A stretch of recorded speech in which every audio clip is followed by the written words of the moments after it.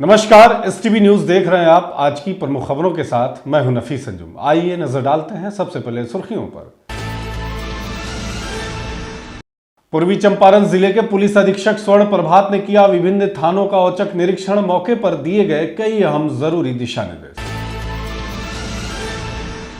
मुख्यमंत्री की प्रगति यात्रा के दौरान किए गए घोषणाओं का किया जा रहा तेजी से क्रियान्वयन। शिवहर जिले की जनता की तरफ से डीएम ने मुख्यमंत्री के प्रति जताया आभार।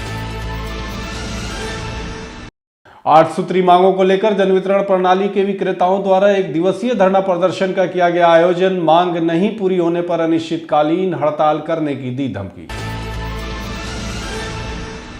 अब पूर्वी चंपारण जिले के समरणालय सभागार में जनता दरबार कार्यक्रम का किया गया आयोजन। मौके पर दिए गए कई जरूरी दिशा निर्देश। अपराध नियंत्रण को लेकर मोतिहारी पुलिस को एक बार फिर मिली बड़ी कामयाबी। विभिन्न मामलों में फरार चल रहे कुख्यात अपराधी विवेक कुमार को किया गया गिरफ्तार। शादी विवाह के मौके पर हथियारों का प्रदर्शन करना एक बार फिर कुछ लोगों को पड़ा महंगा। पुलिस ने एफआईआर दर्ज करते हुए 2 लाइसेंसी हथियार को किया जब्त।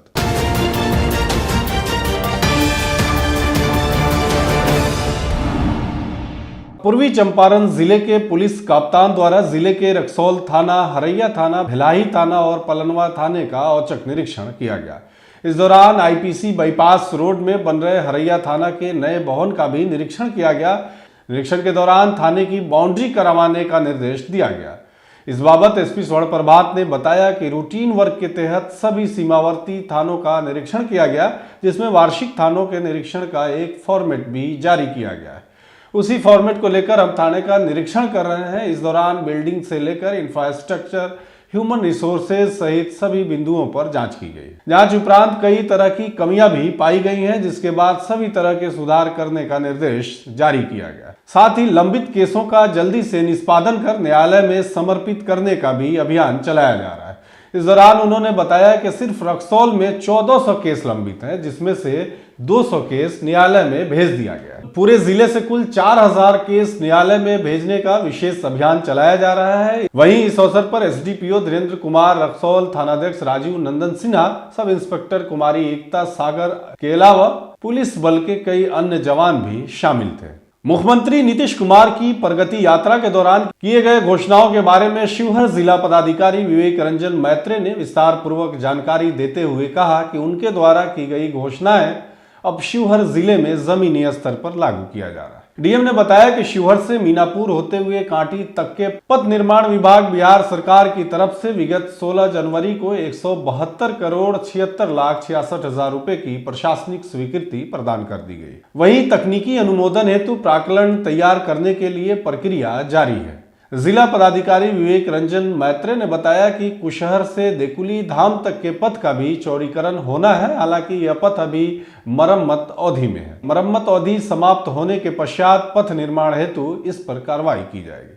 कुशहर से देकुली धाम पथ के चौड़ीकरण होने से देकुली धाम एवं पुनौरा धाम सीतामढ़ी जाने वाले पर्यटकों एवं आम लोगों को भी सहूलियत होगी।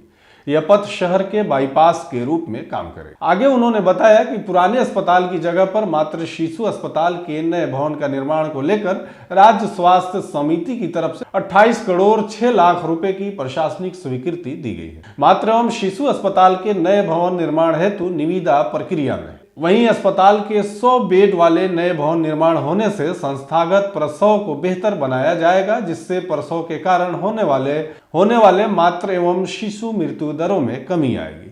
वहीं बागमती नदी के बाएं एवं दाएं तटबंध का सुदृढ़ीकरण, कालीकरण एवं ऊंचीकरण को लेकर 31.38 किलोमीटर दाएं तटबंध एवं 20 किलोमीटर बाएं तरफ के तटबंध पर पथ का निर्माण हेतु कुल लगभग 530 करोड़ रुपए की प्रशासनिक स्वीकृति भी दी गई। डीएम ने बताया कि अधिकारियों एवं विभागों के समन्वय स्थापित कर कार्य पूर्ण करने को लेकर तैयारी की जा रही है। मुख्यमंत्री नीतीश कुमार के द्वारा शिवहर जिले के विकास को गति देने के लिए शिवहर की जनता की ओर से जिले के डीएम ने मुख्यमंत्री नीतीश कुमार के प्रति आभार जताया। गत वर्ष 26 दिसंबर 2024 को इस ऐतिहासिक प्रगति यात्रा में माननीय मुख्यमंत्री बिहार श्री नीतीश कुमार जी का आगमन शिवहर जिला अंतर्गत हुआ था और बहुत ही जो यहाँ यात्रा के पूर्व भी यहाँ के स्थानीय जनप्रतिनिधियों से, जिला प्रशासन से फीडबैक लेके क्षेत्र की प्रमुख मांगों का आकलन पहले ही कर लिया गया था।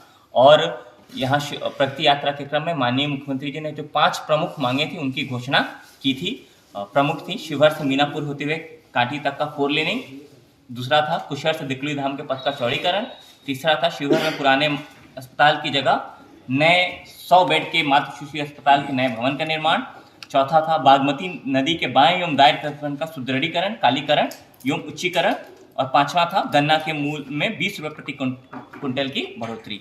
ये मुझे आपको बताते हुए बहुत ही हर्ष हो रहा है कि सभी योजनाओं को मूर्त रूप देने हेतु कैबिनेट से स्वीकृति प्राप्त कर ली गई है और कंस्ट्रक्शन की दिशा में कार्य शुरू हो गया है। शिवहर मीनापुर के पथ की अनुमानित लागत 172 करोड़ है। इसको 16 जनवरी की कैबिनेट में मंत्रिपरिषद ने इसको स्वीकृति दी है और ये निविदा प्रक्रिया में आगे बढ़ गया है।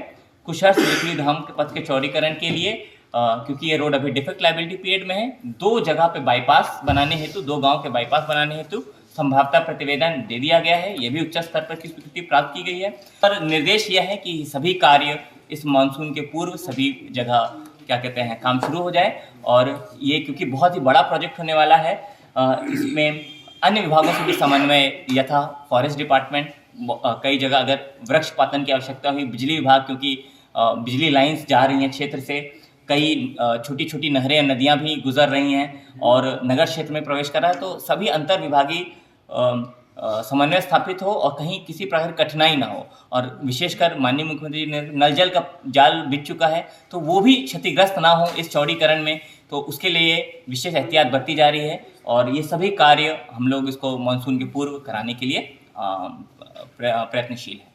पूर्वी चंपारण जिले के पकड़ी दयाल प्रखंड परिसर में जन वितरण प्रणाली विक्रेताओं द्वारा 8 सूत्री मांगों को लेकर आज 1 दिवसीय धरना प्रदर्शन किया गया, जिसकी अध्यक्षता प्रखंड अध्यक्ष चंद्रिका राय ने की।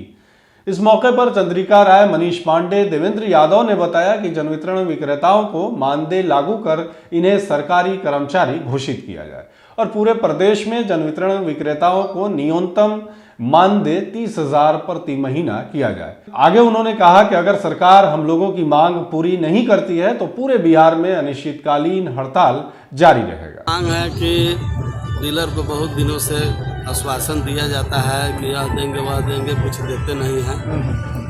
हम लोग का मांग हुआ है कि 30,000 का मानदेय दिया जाए जी। उसके बाद में 8 सूत्री मांग जो है उसमें अनुकंपा है, बहुत तरह का काम है। इसके लिए हमारे अमिका यादव लमसम 20 दिनों से बैठे हुए हैं भूख हड़ताल पर। पूरा बिहार के डीलर लोग हम लोग हड़ताल पर हैं 1 तारीख से, ठीक है। हम लोग कल पटना के लिए भी तैयार हैं, कल पटना जाएंगे। पूरा बिहार का लोग मैंने जन वितरण लोग पहुँच रहा है मैंने आपको पटना में, वहाँ हम लोग का अगर मांग पूरा करने का कोई आश्वासन नहीं मिला, कोई ठोस कदम नहीं उठाए तो हम लोग नीतीश कुमार का विरोध करेंगे, सरकार का विरोध करेंगे। देखिए, हम पूरे बिहार में 55,000 डीलर हैं और कोई भी व्यक्ति डीलर से लीडर बना है और सारी राजनीति हम ही लोग के माथ पर है और हम लोग शहर जमीन से जुड़े हुए हैं और हम लोग एक डीलर कम से कम 3 से 4 वार्ड तक जरूर राशन बांटते हैं और हम लोग राशन देते हैं, हम लोग घर घर जाते हैं और हम लोग पेट भरने का काम करते हैं जनता का।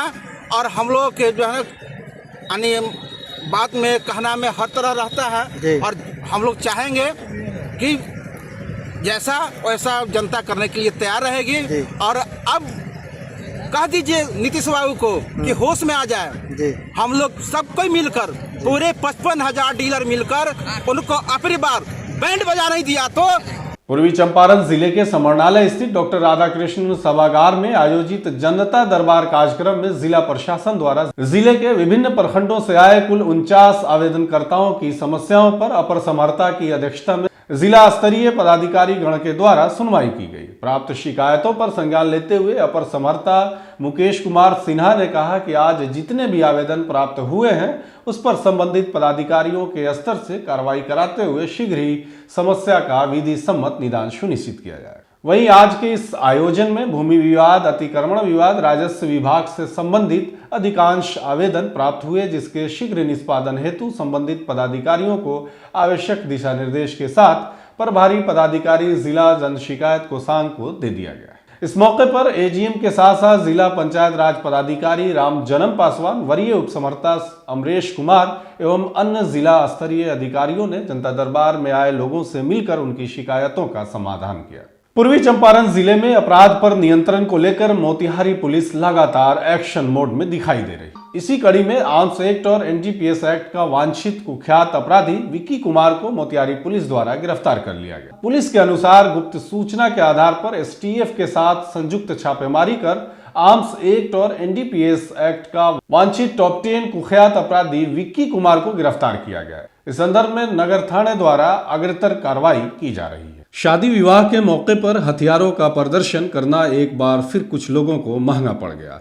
खबर के मुताबिक पूर्वी चंपारण जिले के सिकरहना अनुमंडल क्षेत्र स्थित जरोखर थाने में विवाह समारोह में हथियारों के प्रदर्शन के विरुद्ध मामला दर्ज कर लिया गया। पुलिस ने इस मामले में सोशल मीडिया पर वायरल फोटो के आधार पर 3 लोगों के खिलाफ एफआईआर दर्ज किया है। वहीं इस दौरान पुलिस ने 2 लाइसेंसी हथियार को भी जब्त कर अनुसंधान शुरू कर दिया है। बताया गया है कि पिछले दिनों एक शादी समारोह में उक्त हथियार का प्रदर्शन किया गया था। आज के लिए बस इतना ही। तमाम तरह की खबरों और डिबेट्स के लिए देखते रहिए टीवी न्यूज़।